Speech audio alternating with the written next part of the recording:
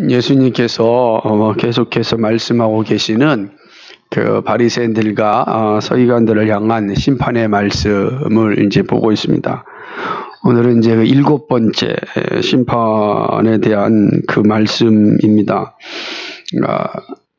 7이라는 숫자가 항상 성경에서는 의미 있는 숫자이기 때문에 우리가 잘 새겨들을 필요도 있지만 지금 어쨌든 7번째 지금 심판의 메시지를 주는데, 이 말씀을 보게 되면 바리새인들과 서기관들의 외식이 점점 가증스러워지는 것을 보게 됩니다. 예수님은 자신들의 외식은 생각하지 않고 조상들의 문제로 돌리는 이 바리새인들과 서기관들의 사악함을 고발하십니다.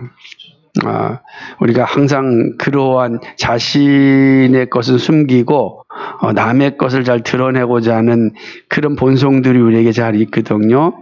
예수님은 그 모습을 잘 끌어내셔서 지금 말씀하고 있습니다. 오늘 말씀을, 이 내용을 잘 이해해야 본문을 통해서 우리에게 말씀해 주시는 것이 무엇인지를 잘 이해할 수가 있는 겁니다. 그래서 예수님이 이 말씀이 쉽지는 않은 말씀이기 때문에 이 말씀을 잘 해석할 때 잘 이해하시고 들으시기 바랍니다. 지금 바리새인들과 서기관들은 어떤 일을 하고 있냐면 선지자들의 무덤을 지금 만들고 있습니다. 잘 세우고 있습니다. 바위 무덤이겠죠.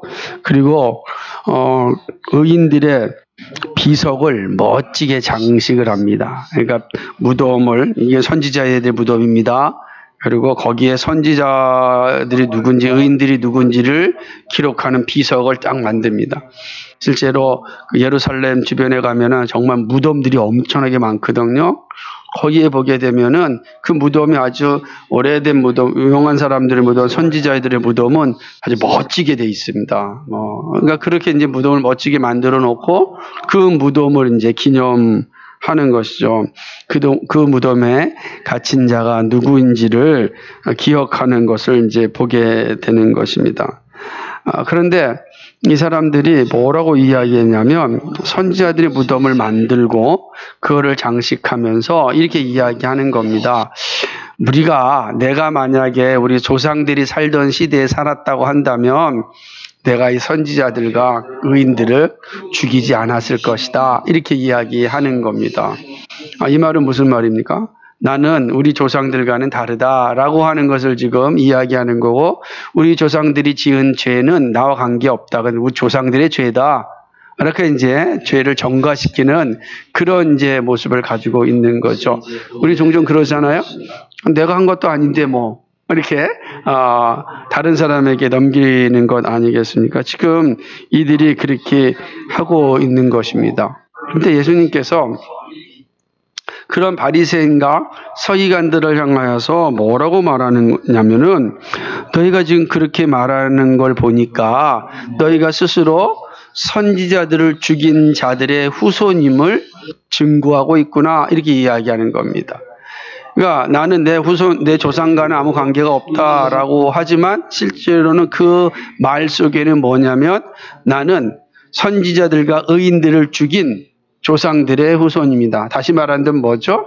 우리 아버지, 우리 어머니가 선지자와 서기관을 죽였다, 이렇게 이제 이야기하는 겁니다. 예수님 이제 그렇게 말하는 거예요.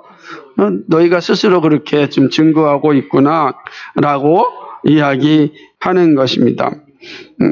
예수님께서 이렇게 말씀하시는 것은 사두개인들과 바리새인들이 예수님을 죽이고자 하는 죄의 속성을 가지고 있음을 지적하시는 겁니다. 너희 부모 세대와 너희와 별 차이가 없는데 마치 너희는 다르다라고 말하고 있구나라고 이야기하는 것입니다. 예수님이 그렇게 보시는 거예요. 그런데 서기관들과 바리새인들은 뭐냐면, 나는 그렇지 않다. 나는 우리 부모 세대랑 다르다. 우리는 그렇게 살지 않는다. 라고 이제 이야기하는 겁니다. 예수님이 딱 보니까 그 모습이 그 모습인데 자기들은 아니라고 이야기하는 거예요. 이게 얼마나 지금 가증스럽습니까? 왜 그러냐면은 이런 바리새인과 서기관들이 누구를 죽였습니까? 우리가 세례 요한을 지금 죽이는 자리에 내놓지 않았습니까? 이게 되게 중요한 거예요. 죽은 자들에 대해서는 막 기념하면서 산 자들에 대해서는 부정하고 박해하는 이 이중적인 모습을 가지고 있는 거예요. 그러면서도 우리는 달라, 나는 달라, 이렇게 이제 생각하고 있는 것입니다. 이들은 조상들의 죄에 대하여 회개는커녕 자신들은 조상들과는 다르다라고 이야기하고 있습니다. 오히려 그 죄는 조상들의 문제야라고 조상들에게 죄를 전가시키고 있는 것입니다. 그리고 조상들과 나는 다르다라고 하는 것을 내가 지금 선지자들의 무덤을 만들고 비석을 예쁘게 꾸미는 것으로 표현하는 겁니다. 우리 조상들은 선지자들과 의인들을 죽였지만 나는 지금 뭐 하는 거예요? 선지자들의 무덤을 예쁘게 세우고 있고 비석을 만들고 있는 거예요. 그걸 기념하는 거예요. 우리는 선지자들과 의인들을 기념한다.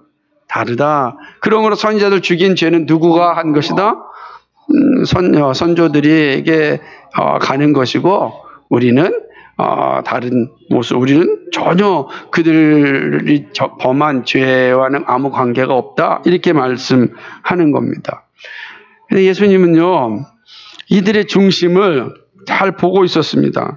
그래서 의미심장한 말씀을 하는 거예요. 그 말씀이 바로 32절의 말씀인데 너희가 너희 조상의 양을 채우라. 개역개정에는 너희가 너희 조상의 분량을 채우라. 이렇게 말씀하고 있는 거예요.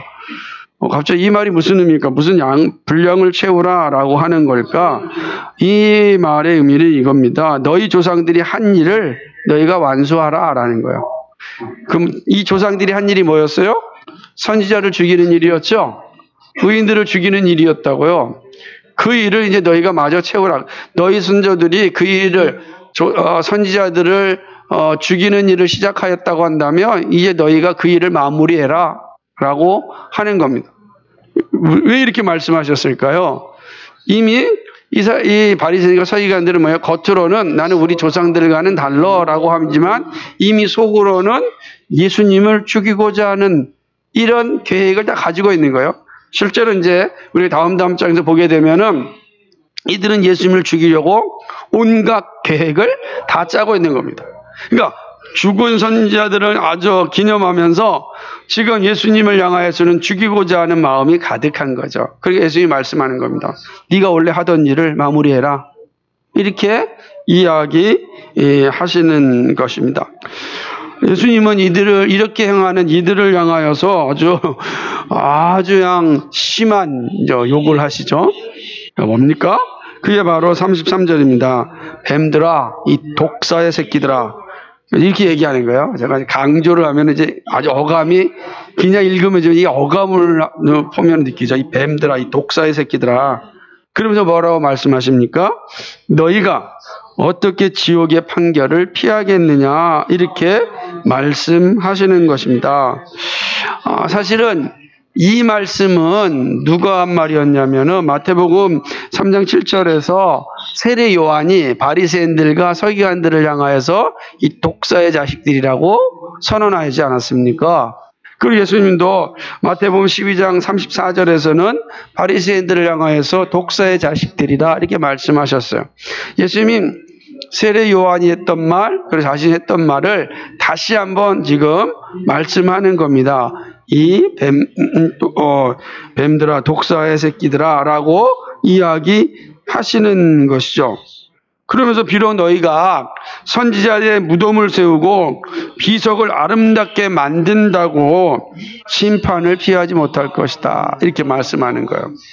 죽은 자들을 열심히 기념한다고 죽은 자들의 말에 귀를 기울인다고 하면서 살아있는 복음을 듣지 아니하는 너희들, 그래도 나는 심판을 피할 수 있다라고 생각하는 너희들, 나는 죄의 문제는 상관이 없다 생각하는 너희들, 예수님이 말씀하십니다.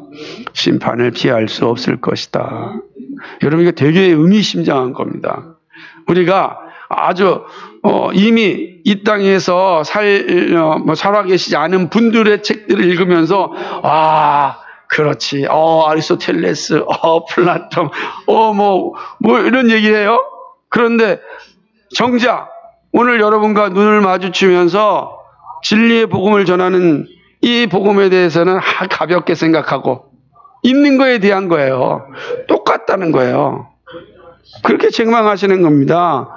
그러면서 자기가 의인이라고 생각하느냐? 심판을 피하지 못할 것이다. 이거 정말 의미심장한 말씀을 하고 계시는 것입니다. 외식자들의 죄가 충만하게 될 때 하나님의 심판은 이루어지는 겁니다. 분량을 채우라라고 하는 것은 심판이 아무 때나 이루어지는 것이 아니라 그 심판의 분량이 다 채워지게 되면 임한다라고 하는 의미예요. 그러므로 여기 있는 것처럼 너희 조상의 양을 채우라라고 하는 것은 바로 그 의미라고 보는 겁니다. 심판을 받을 것이다 라고 하는 거죠. 충분히 채우라. 때가 되면 너희가 심판받을 것이다 라고 하는 것입니다. 독사의 자식들에게 심판이 주어지는 이유를 예수님께서는 34절에서 다시 한번 아주 분명하게 말씀하고 있습니다. 예수님은요, 부지런히 선지자들, 지혜 있는 자들, 서기관을 보낼 겁니다. 참 여기에서 하나님 예수님의 은혜를 보는 거죠. 자, 예수님은 지금 저들이 선지자를 죽일 것을 알고 있었어요. 그죠?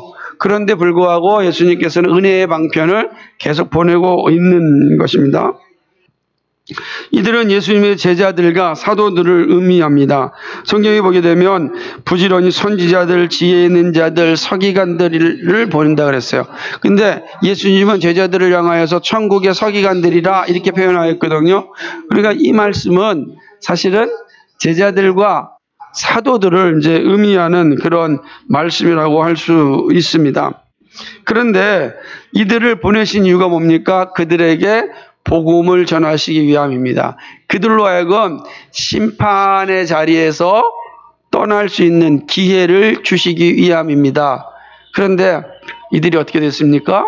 이 선지자들과 지혜 있는 자들과 그리고 서기관들의 말을 듣지 않습니다. 34절을 보게 되면은 이 유대인들이 어떻게 행하고 있습니까? 유대인들이 이들을 더러는 죽이고 더러는 십자가에 못 박고 더러는 회당에서 채찍질하고 이 동네 저 동네 쫓아다니면서 핍박을 합니다. 얼마나 부지런합니까?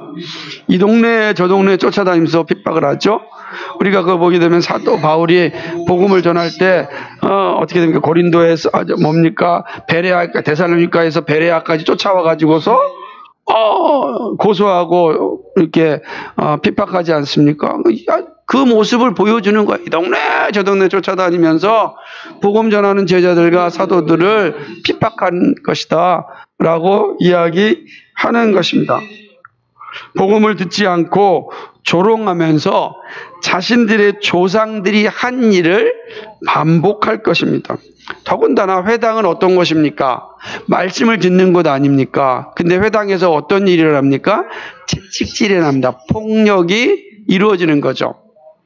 폭력이 이루어지는 겁니다. 제가 금요일 날 역대하 공부하면서 뭐라고 말씀드렸어요? 정말로 거짓 선지자의 특징 중에 하나는 뭐냐면 폭력을 행사해요. 사랑으로 진리를 전하지 않고 폭력을 행하는 자, 거짓 선지자의 모습이에요. 유대인 회당의 이 모습이 뭐냐? 지금 말씀이 강론되어지는 그러한 이 회당에서 폭력이 일어나고 있는 것입니다. 예수님은 이들에게 심판이 있을 것임을 말씀합니다.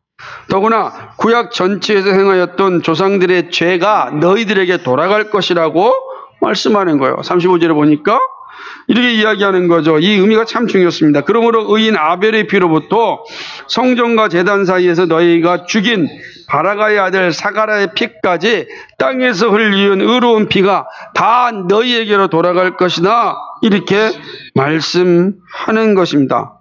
아벨은 누굽니까? 창세기에 나오는 가인에 의해서 희생된 첫 번째 의인입니다. 아벨이죠?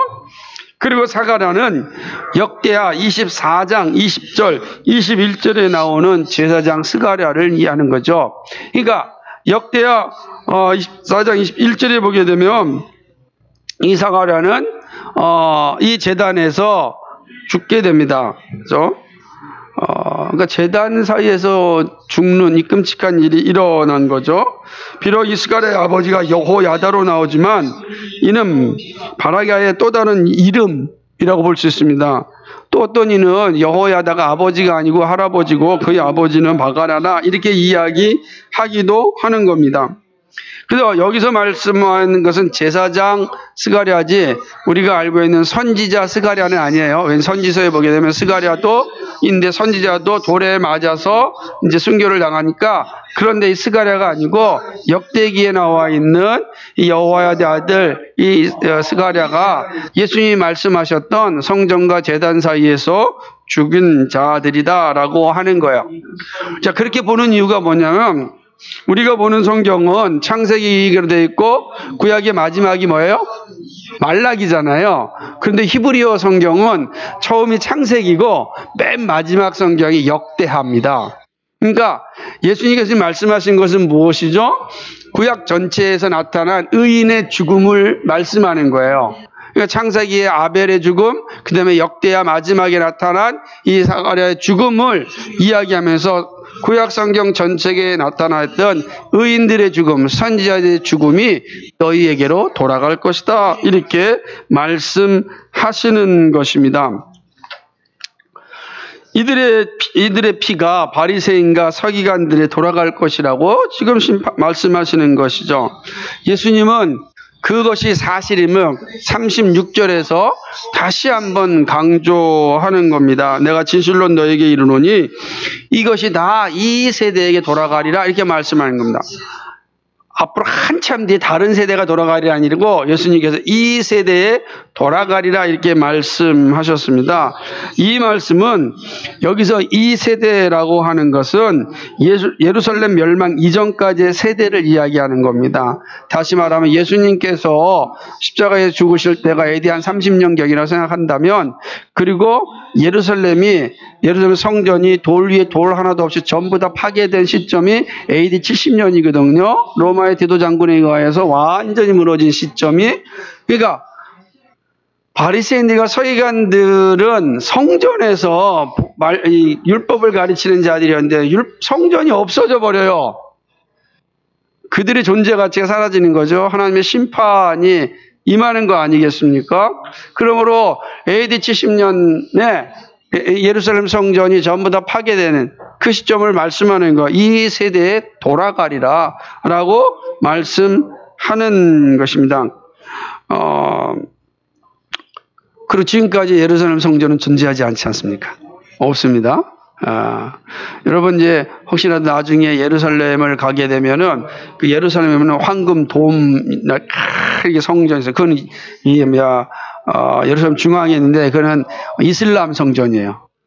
원래 예루살렘 성전은 그 이슬람 성전 옆에 있어요. 그래서 가게 되면은 많은 그 이스라엘 여행했던 사람들은 그 이슬람 성전 안에 못 들어가요. 황금 돔 안에 그 옆에 조그만 이렇게 성전 만들어 놨어요. 거기가 원래 이 예루살렘 성전이다. 그래서 거기 가서 이제 예배드리고 이렇게 하는 것을 좀 보게 됩니다. 존재하지 않는 거죠. 사라졌다라고 하는 거죠. 자, 이것이 본문의 내용입니다. 이 본문을 잘 이해하셔야 됩니다. 회개하지 않고 외식적인 자기 의에 빠져 있는 지도자들을 향한 하나님의 심판이 본문 말씀의 핵심이죠. 자기 의에 빠져서 회개의 자리로 나오지 못하는 지도자들은 자신만이 아니라 다른 사람도 심판의 자리로 이끌어간다는 사실을 기억해야 합니다. 예수님이 말씀하신 7번째 심판을 우리는 잘 되새김해야 될 것입니다. 잘 듣고 그리고 늘 되새김해야 합니다. 예수님의 말씀을 통하여 우리가 배울 것이 있습니다. 그리고 우리에게 배우라고 오늘 말씀하십니다. 우리 그 사실을 좀 살펴보고 이 시대 가운데 어떻게 살아야 될지를 고민해보고 또 다짐해보고자 합니다. 첫 번째는요. 회개가 없는 자기 만족은 심판에 이르는 거짓 신앙임을 배워야 합니다. 예수님께서 바리새인들과 서기관들을 책망하시는 것은 그들의 행위가 보여주는 거짓 때문입니다. 이들은요, 조상의 문제에 대하여는 아무 관계 없다고 생각합니다. 그래서 조상들의 문제는 조상에게로 돌아가야 한다고 생각하는 것이죠. 조상들에게 죄를 다 전가시키는 모습을 봅니다. 그런데 놀랍게도 예수님은 이 조상들의 모든 죄를 다시금 이들에게 전가시키잖아요. 아벨의 피로부터 사가랴의 피까지 모든 죄가 너희에게 돌아갈 것이다 라고 이야기하는 것입니다. 왜 그렇을까요? 이들 역시 이들의 죄의 속성에서 벗어나 있지 않고 동일한 죄를 짓고 있기 때문에 그런 것입니다. 이들은 조상들에게 죄를 전가시키면서 죽은 선지자들의 무덤을 단장하고 있었습니다. 조상들의 문제라면 무엇하러 선지자들의 무덤을 기념하고 단장해야 되겠습니까? 아무 문제가 없죠. 그죠? 왜 조상들이 죽인 선지자의 무덤을 왜 단장합니까? 그러나 여러분 생각해 보십시오. 우리의 삶에는 선조들 없이 존재하지 없습니다. 부모가 없는 자식도 없습니다. 그죠? 이거 기억 잘 하셔야 되는 거죠. 부모가 있게 자식이 있는 거죠. 그런데 문제는 뭐죠? 부모에게서 좋은 점은 나는 부모님 닮았어. 그러고 얘기합니다. 근데 부모가 행한 실수에 대해서는 그건 부모 죄지 내 죄가 아니야. 라고 말하는 거죠. 참 껄끄러운 것은 버려버리고 즐거운 것만 이게 정말 죄악된 속성이요 본성이라고 할 수가 있는 것입니다. 얼마나 외식적인 모습입니까? 좋은 것은 내 것으로 삼고 나쁜 것은 조상 탓으로 돌리는 이 모습들 정말로 외식적이고 악한 모습이죠. 예수님은 바리새인들과 서기관들의 모습에서 회개는 없고 자기 만족만 있는 모습을 보고 책망합니다. 지금의 내 삶에 대해서 자기 만족만 있는 거죠. 이들이 참된 신앙의 자리에 서려면 조상들의 죄를 철저하게 회개하여야 합니다. 왜 그런지 아십니까? 그래야 동일한 죄에 빠지지 않는 거예요. 그 죄를 회개할 때 내가 그 죄를 기억하기 때문에 그 동일한 죄에 빠지지 않는 것입니다. 근데 그건 내 문제가 아니다라고 하면 반드시 그 동일한 죄에 빠지게 되어 있어요. 이 타락한 우리의 본성은 죄를 좋아하지 반드시 죄의 경향성이 있다고요. 그래서 회개하는 겁니다. 조상들의 죄도 회개할 때 내가 또 다른 그런 범죄의 자리에 빠지지 않는 것입니다. 우리도 한번 생각해 보십시오. 우리 선배들이 참 끔찍한 죄를 하나 범한 게 있습니다. 그 신사참배입니다. 우상숭배를 하는 자리에 섰습니다. 얼마나 어려웠겠습니까? 여러분 옆에서 형사들이 총을 갖고 있고 칼을 갖고 있는데 그거 쉽게 나 신사참배 안 하겠다 말하는 사람은 어렵습니다. 저는 그 상황이 분명하게 어렵고 힘들다는 거 인정을 합니다. 하지만 그는 우상숭배한 죄였습니다. 그러므로 회개해야 되는 거죠. 회개하되 변명하지 말고 철저하게 회개해야 되는 겁니다. 신사참배를 했던 사람도 회개해야 되고 그리고 그 신사참배한 분들이 세워서 남겨놓은 교회인 우리들도 늘 회개해야 되는 겁니다. 우리가 회개할 때 하나님께서 다 용서해 주십니다. 그러나 기억해야 됩니다. 우리가 그 역사 가운데 우리 선조들이 범한 그 끔찍한 죄를 그건 선조들의 일이지 나는 아니야. 나는 결코 그런 일 없어. 라고 해서 안 된다는 거예요. 회개할 때 우리도 그러한 자리에 섰을 때 반복적인 죄에서 벗어날 수 있습니다. 쉽게 정권에 의해서 신앙을 변질시키는 일은 반복하여 일어날 수 있습니다. 언제든지 이런 일이 일어날 수 있는가? 어떤 정권에서도 어떤 체제에서도 우리의 신앙을 변질시킬 수 있는 일들은 일어날 수 있습니다. 그때 회개한 자와 회개하지 않고 자기 만족에 빠져 살았던 자의 모습은 엄청난 차이가 날 것입니다. 예수님께 말씀하시는 겁니다. 바리새인들과 서기관들은요 예레미야 선지자를 정말로 구덩이에 빠뜨려 죽이려고 하였습니다. 시드기야를 비롯한 이 악한 자들은 미가의 선지자의 뺨을 때리고 감옥에 갇히게 하였습니다. 스가랴 선지자를 돌로 쳐 죽였습니다. 이들은 조상들이 한 일은 범죄라고 생각합니다. 그런데 지금 자신들이 그러한 범죄를 동일하게 저지르고 있는 거, 그 범죄다라고 했는데 놀랍게도 지금 그들이 그 범죄를 저지르고 있는 겁니다. 세례 요한을 죽였고 예수님을 죽이려고 모욕합니다. 모의합니다. 그러면서 자신들의 조상과는 같지 않다고 또 말합니다. 이게 얼마나 가증스럽습니까? 조상들이 한 것은 죄요 라고 얘기합니다. 그리고 자기들은 지금 그 일을 모의하고 있습니다. 그러면서 나는 조상들과는 다르다라고 말합니다. 얼마나 가증스러운 자들입니까? 죽은 이들의 말을 경청하면서 살아있는 이들의 복음을 경시하는 자들은 바리새인들과 서기관들 같은 자들입니다. 회개가 없으면 공동체의 죄를 회피하고 다른 사람들에게 떠넘기는 일을 합니다. 예수님은 이들에게 심판받기에 합당한 분량을 채우라고 말씀합니다. 예수님은 회개하지 않고 자신의 욕심에 따라 신앙하는 이들을 욕심에 합당하게 대우하십니다. 하나님이 그렇게 대우하신다고요. 회개하지 않고 자기 탐욕에 살아가는 자들을 향하여 하나님께서는 그에 합당하게 대우하십니다. 그게 공의거든요. 그게 공의란 말이에요. 여러분, 거짓 신앙은 심판을 피할 수 없습니다. 그럴듯하게 포장되어서 사람들을 잠시 속일 수는 있으나 반드시 심판의 자리에 이르게 된다라고 하는 것이죠. 그러므로 회개가 없는 이 자기만족은 심판에 이르는 거짓 신앙이다. 이게 주님께서 바리새인과 서기관들의 모습을 통하여 우리에게 가르쳐주고 있습니다. 우리가 이 사실을 잘 기억하고 있어야 합니다. 두 번째는 예수님은 다양한 사람으로 복음을 듣고 전하게 하십니다. 사실은 본문을 보게 되면 참 은혜스럽죠. 왜냐하면 예수님은 바리새인들과 서기관들의 중심을 다 알고 있었습니다. 자신을 죽이려고 모의하고 있는 이들의 모습을 다 알고 있었습니다. 그런데 예수님께서 그들에게 다시 한번 은혜의 복음을 전하고 있는 것입니다. 회개의 자리에 이르러 심판을 피하도록 말씀의 선포자를, 사역자를 보내십니다. 은혜의 방편이 바로 말씀 아닙니까? 말씀을 듣지 않고는 회개의 자리에 이르지 못하고 구원받지 못합니다. 그런데 지금 예수님께서 자기 만족에 빠져있는 이들을 향하여서 부지런히 말씀을 보내시는 겁니다. 저는 여기에 은혜라고 생각합니다.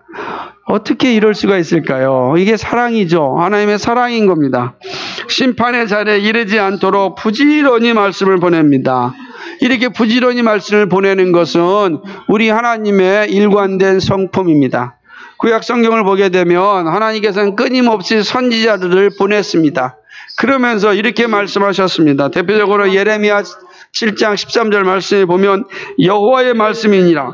이제 너희가 그 모든 일을 행하였으며 내가 너희에게 말하되 새벽부터 부지런히 말하여도 듣지 아니하였고 너희를 불러도 대답지 아니하였느니라. 하나님께서 새벽부터 부지런히 말씀을 주셨습니다. 예레미야서 29장 19절 말씀에 하나님의 말씀이 또 주어집니다. 여호와의 말씀이니라. 너희들이 내 말을 듣지 않았기 때문이니라. 내가 내 종 선지자들을 너희들에게 꾸준히 보냈으나, 부지런히 보냈으나 너희는 그의 말을 듣지 않았느니라. 여호와의 말씀이니라. 하나님의 마음이에요. 부지런히, 꾸준히 말씀을 보냈습니다. 그래서 그들로 하여금 멸망과 심판의 자리가 아니라 영광의 자리로, 구원받은 백성의 자리로 돌아오게끔 그렇게 보낸 겁니다. 그런데 듣지 않았습니다. 듣지 않으므로 멸망의 자리에, 심판의 자리에 이르게 된 것입니다. 예수님도 부지런히 선지자를 보내어 말씀을 듣게 하였습니다. 선지자들과 지혜 있는 자들과 서기관들을 부지런히 보냈습니다. 그리고 보내면서 어디를 가든지 우선적으로 유대인들에게 가서 이 놀라운 복음을 전했습니다. 왜 그렇습니까? 언약 백성이기 때문에, 언약의 자손들이기 때문에 그들에게 이 복음을 전한 것입니다. 사도 바울도 예수님의 말씀을 따라서 복음을 들고 가는 곳에서 먼저 유대인들에게 복음을 전하였습니다. 그러나 그들이 듣지 아니하면 이방인들에게 복음을 가지고 간 것입니다.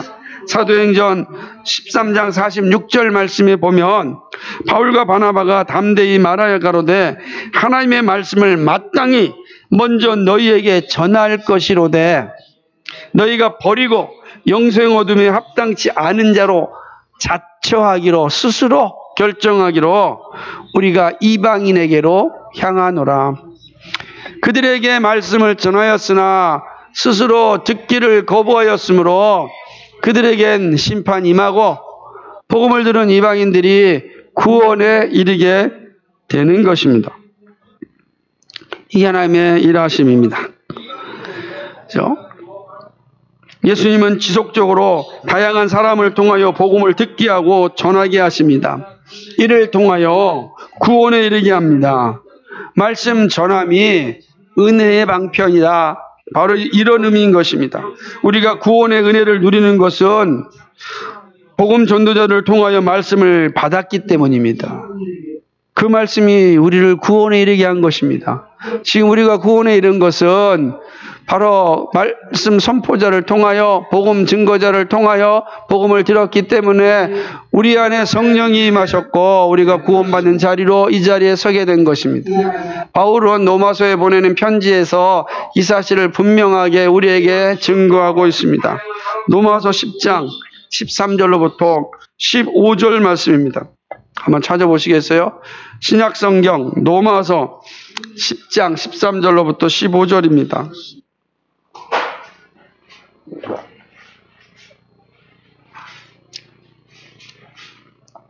같이 있습니다. 로마서 10장 13절로부터 15절 말씀입니다. 시작. 누구든지 주의 이름을 부르는 자는 구원을 얻으리라. 그런즉 저희가 믿지 아니하는 자를 어찌 부르리요? 듣지도 못한 일을 어찌 믿으리요? 전파하는 자가 없이 어찌 들으리요? 보내심을 받지 아니하였으면 어찌 전파하리요? 기록된 바 아름답도다 좋은 소식을 전하는 자들의 발이여 함과 같으니라. 아멘. 예수님은 부지런히 말씀 사역자를 보냈습니다. 오늘도 보내고 있습니다. 교회를 세우고 믿음의 사람을 부르시고 설교자를 세웁니다. 복음을 듣게 합니다. 그리고 복음을 들은 우리들에게 이제 복음을 전하라고 말씀합니다. 복음을 듣게 할 뿐만 아니라 들은 자들을 향하여 복음을 전하는 아름다운 소식을 전하는 자가 되라고 말씀하십니다. 이제 우리가 그 일의 증인들입니다. 우리의 입술을 통하여 복음을 전해야 됩니다. 기회를 얻든지 못 얻든지 이 복음을 전하는 일에 우리가 앞장서야 됩니다. 왜 그렇습니까? 우리가 복음을 들었기 때문입니다. 복음을 들었기 때문에 복음을 전하는 일입니다. 그러면 복음의 역사가 일어납니다. 여러분의 입술을 통하여 증거된 복음이 역사를 만들어냅니다. 하나님께서 성령께서 그 복음과 함께 일하시기 때문에 그런 것입니다. 이것이 오늘 우리 교회를 세우고 우리를 부르신 이유이고 우리가 모여 말씀을 듣는 이유입니다. 이제는 들은 자들은 흩어져 복음을 전하는 자가 되어야 합니다. 이것이 우리의 사명이죠. 이것을 우리가 배워야 할 것입니다. 예수님이 이렇게 하셨고 지금도 하고 계시기 때문입니다. 마지막 세 번째로는 예수님은 복음과 함께 고난받는 자녀에게 반드시 공정한 평가가 있음을 말씀하십니다. 공정한 평가를 반드시 받게 하십니다. 복음 전하는 것은 하나님께 부여받은 사명입니다. 예수님이 제자를 부르신 이유도 복음을 전하게 하기 위함입니다. 예수 그리스도의 복음이 증거되면 구원 역사가 일어나게 됩니다. 하나님의 백성이 모여오게 되고 모여온 백성들이 교회를 형성하게 되고 그 교회는 주님이 약속하신 새하늘과 새 땅이 완성되게 됩니다. 다시 말하면 창조 경륜이 완성하게 하시는 겁니다. 그게 하나님의 구원 역사인 것입니다. 그러므로 우리는 예수 그리스도 그 이름을 증거해야 되는 것입니다. 사도행전 4장 12절에 다른 이로서는 구원받을 수 없으니 천하 사람 중에 구원받을 만한 다른 이름을 우리에게 주신 일이 없다 이렇게 말씀하셨습니다. 오직 예수 그리스도만이 우리가 구원받을 수 있는 유일한 분이십니다. 예수 그리스도를 믿으면 우리는 구원받습니다. 이게 약속의 말씀인 것입니다. 예수님의 이름이 증거되는 곳에 구원 역사가 일어납니다. 믿음은 들음에서 나기 때문입니다. 하지만 세상은 이 복된 소식 듣기를 싫어합니다. 그래서 핍박하고 고난을 줍니다. 십자가에 못 박는 일을 합니다. 예수님을 십자가에 못 박혀 죽게 하실 뿐만 아니라 사도들도 그렇게 하였습니다. 야고보 사도가 그렇게 순교하였습니다. 베드로가 그렇게 순교하였습니다. 사도 바울도 순교하였습니다. 참 교회의 역사를 보게 되면, 복음의 역사를 보게 되면 순교의 역사였습니다. 우리가 잘 알고 있는 우리의 선조들인 이 왈도파 믿음의 성도들도 고난과 순교 가운데 믿음을 지켰습니다. 그러나 고난이 아무리 드센다 할지라도 복음을 전하는 것을 막지 못합니다. 복음을 결코 막을 수 없습니다. 막을 수 없는 겁니다. 저는 지금 저 미얀마에 엄청난 지금 또 폭력이 행사되는 끔찍한 일들을 목도하고 있지 않습니까? 놀라운 소식들은 정말 미얀마의 많은 그리스도인들이 정말 비폭력으로 그 총알 앞에 서서 기도하면서 걸어가는 모습을 봅니다. 그 소식이 계속 들려옵니다. 하나님께서 정말 미얀마를 사랑하시는 것이구나 라는 생각을 좀 해봅니다. 많은 순교가 일어날 것입니다. 그러나 복음을 막지 못합니다. 그곳에 복음의 열매가 반드시 피게 될 것입니다. 여러분, 그 미얀마가 버마 아닙니까? 그래서 버마는요, 아도니암 저드슨이라고 하는 훌륭한 선교사님이 가서 복음을 전했던 땅입니다. 아주 그 가족들이 힘들고 어렵게 순교하였던 땅이기도 합니다. 하나님께서 그 땅을 그렇게 내버려 두시지 않을 겁니다. 많은 고통과 힘듦과 어려움이 있지만 그러나 하나님의 복음이 그 땅을 치유하실 겁니다. 결코 막지 못하는 거죠. 하나님은요, 이 사도계인과 유대인들, 다시 말하는 선지자들을 죽인 자들의 행한 죄에 대하여 참고만 있지 않으십니다. 예수님은 그 사실을 아주 분명하게 말씀하십니다. 땅에서 흘린 의로운 피가 헛되지 않을 것이고 의인들의 피를 흘리게 한 이들의 죄가 반드시 심판을 받을 것이라고 말씀합니다. 그러면서 아벨의 피로부터 스가랴의 피까지 다 하나님이 알고 계신다. 그 말씀하는 겁니다. 저는 이 말씀이 얼마나 두려우면서도 감사한지 모릅니다. 역사 속에 잊혀진 죽음 아닙니까? 아벨이 언제 있었던 사람입니까? 이미 옛날에 죽었던 사람이에요. 순교했던 사람이에요. 우리의 기억 속에, 우리의 내리 속에 다 잊어진 사람입니다. 여러분, 이 땅에 얼마나 많은 선교사들이 와서 순교했는지 몰라요. 지금 저 미얀마 땅에서 복음과 함께 순교하는 사람들이 있듯이 많이 순교하는 사람이 있습니다. 우리 몰라요. 그죠?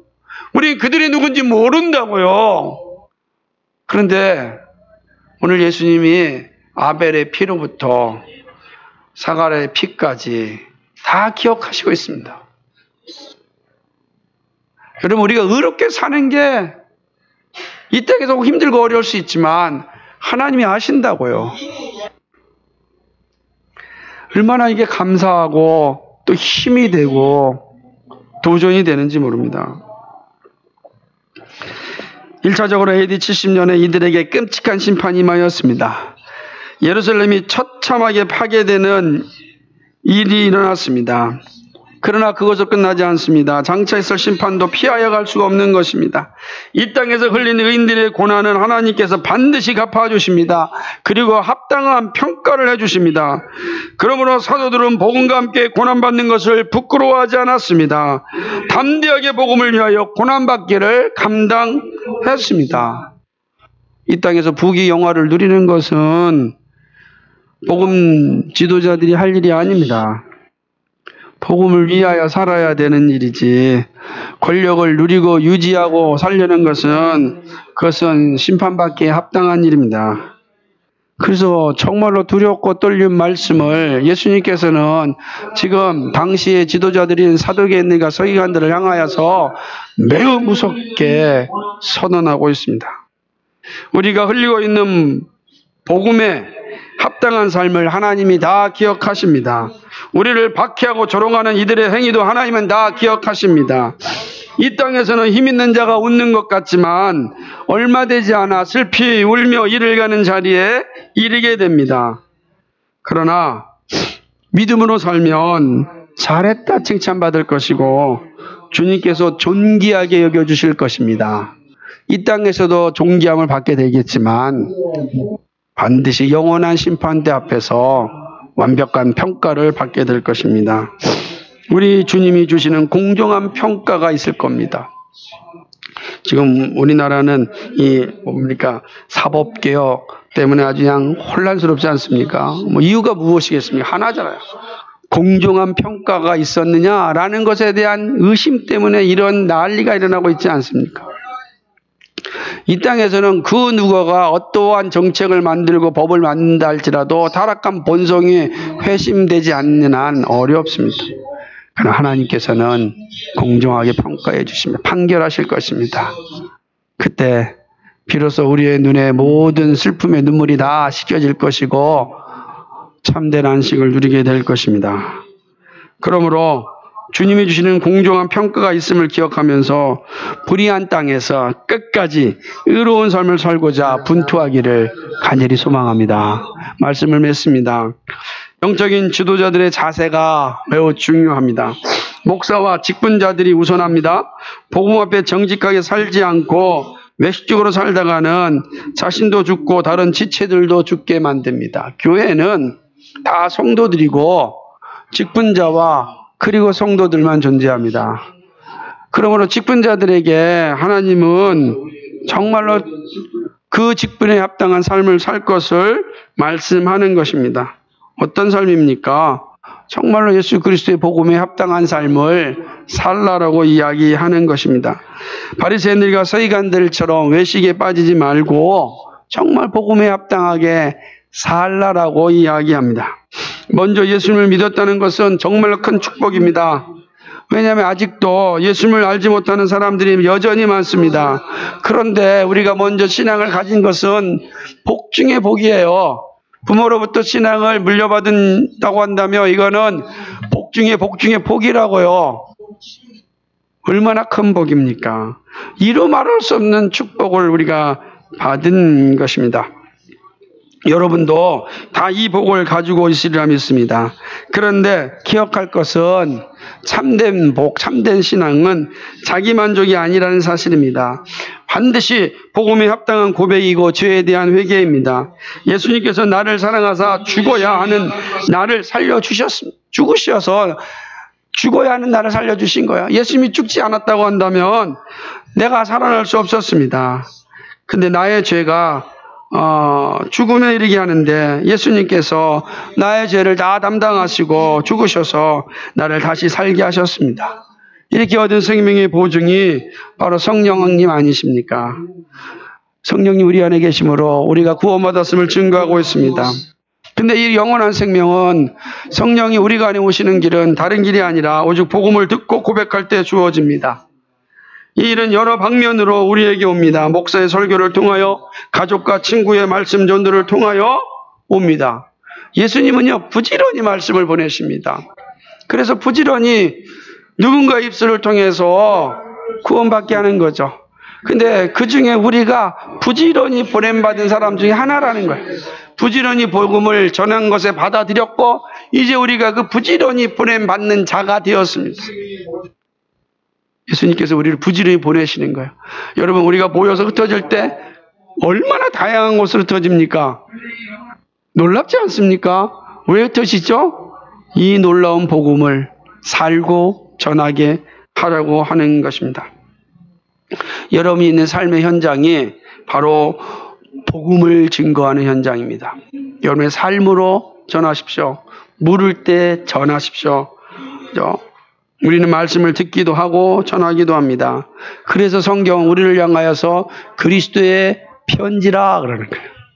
우리가 그리스도의 편지라, 그리스도의 향기라 하는 편지예요. 사람들이 우리를 보고 그리스도를 알게 되기 때문에 그렇습니다. 복음을 전하고 듣는 것만큼 복된 게 어디 있겠습니까? 그 일을 위하여 교회가 있습니다. 믿음의 지체들이 있습니다.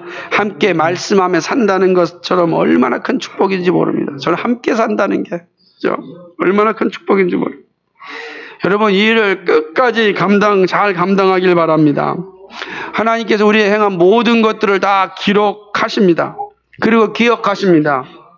비록 이 땅에서 그 영광을 다 볼 수 없다 할지라도 반드시 하나님 앞에서 그 영광을 누릴 겁니다. 그게 약속입니다. 반드시 누리게 됩니다. 저는 그 약속을 알기에 예수님께서 이 길을 걸어가셨고 사도들이 이 길을 걸어가셨습니다. 그리고 저도 그 길을 걸어가야 한다고 생각합니다. 그 길을 걸어가고자 합니다. 그 길을 걸어가고 있습니다. 이게 쉽지 않죠. 왜? 우리 눈에 보이는 아주 휘황찬란한 삶의 모습들이 있기 때문에 갈등을 많이 느껴요. 눈 한번 찔끗 감으면 대단한 영광을 누릴 수 있을 것 같이 보인단 말이에요. 그러나 그럴 때마다 최종 심판을 생각하면서 오늘을 살아가시길 바랍니다. 그것 때문에 조금 손해보는 일이 있다 할지라도 이기십시오. 마지막 날 정말 수고했다고 공정한 평가를 받게 될 겁니다. 여러분, 그 평가받는 날 얼마나 행복하겠습니까? 그 믿음을 꼭 붙잡고 믿음의 길을 걸어가는 우리 모두가 되기를 주님의 이름으로 간절히 축복합니다. 기도하겠습니다. 거룩하시고 자비하신 아버지 하나님, 복음과 함께 산다는 것이 참 영광이고 기쁨이고 즐거움이지만 현실에서는 참 어렵습니다. 보이는 것들이 우리의 목을 조여올 때가 참 많이 있습니다. 갈등하게 하고 시험 들게 하고 눈 한번 질끈 감고 죄를 짓고 싶은 욕망이 우리 안에서 계속해서 일어납니다. 하나님, 마지막 하나님 앞에 섰을 때 공정한 평가가 있음을 압니다. 하나님, 그 평가 앞에 설 때 부끄러움이 없을 수 있도록 도와주십시오. 성령님이 도와주셔야만 이 땅에서 믿음의 길을 갈 수 있습니다. 우리 스스로는 결코 이 길을 걸어갈 수가 없습니다. 걸어가려고 하면 넘어지고 쓰러지고 무너질 때가 너무 많습니다. 성령님 도와주십시오. 그래서 믿음의 길을 잘 갈 수 있도록 도와주십시오. 우리를 사랑하셔서 우리에게 영원한 생명을 주시고자 이 땅에 오셨고 우리를 위해 십자가에 죽으셨습니다. 그 십자가의 사랑이 우리를 살게 하셨습니다. 감사합니다. 우리 주님이 주신 생명을 받은 자답게 믿음의 경주를 완수할 수 있도록 도와주십시오. 정말 도와주십시오. 싸우게 하여 주시고 이기게 하여 주시고 하나님, 이 땅에서 흐르는 눈물로 아버지 하나님 절망치 않게 하시고 눈물을 닦아주실 주님을 바라보면서 일어나게 해 주십시오. 참으로 여러 가지 어렵고 힘든 것이 앞에 많이 있습니다. 어떨 때는 어떻게 해야 될지 모를 때도 너무 많이 있습니다. 눈물만 흘릴 때가 너무 많이 있습니다. 하나님 도와주십시오. 이기게 하여 주시고 그리하여 하나님께 영광 돌릴 수 있도록 힘을 주십시오. 이 믿음의 길을 넉넉히 이겨나갈 수 있도록 도와주십시오. 내가 너와 함께하리라 약속하신 주님, 내가 너를 지명하여 불렀나니 너는 내 것이라 말씀하신 주님, 주님의 것으로 살게 하여 주옵소서. 예수 그리스도님 받들어 기도하옵나이다. 아멘.